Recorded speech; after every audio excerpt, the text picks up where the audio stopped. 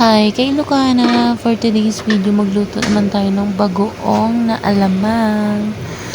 First, mag-init lang tayo ng kawali kay Lucana. Sabay lagyan natin ng mantika.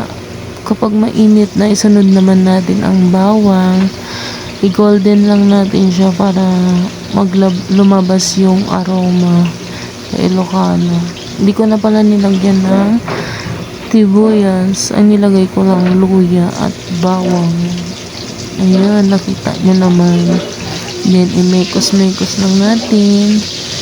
At isunod na natin yung ating sahog na manok.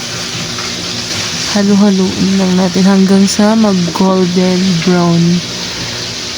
Then, nilagyan lang natin ng paminta. Halo ulit para hindi siya masunog. So, ayan, pag ganyan na yung kulay, lagay na natin yung ating bagoong na alamang. So, ayan guys, imekos-mekos lang natin para hindi siya masunog.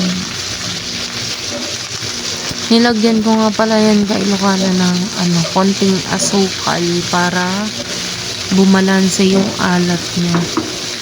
Nilagyan ko nga pala siya ng suka na puti kay Lucana, saka ko naman hinalo ulit. At nilagyan ko na din siya ng seasoning, yung pampalasa at saka chicken cubes. Then imekos-mekos ko lang siya ulit hanggang sa maluto.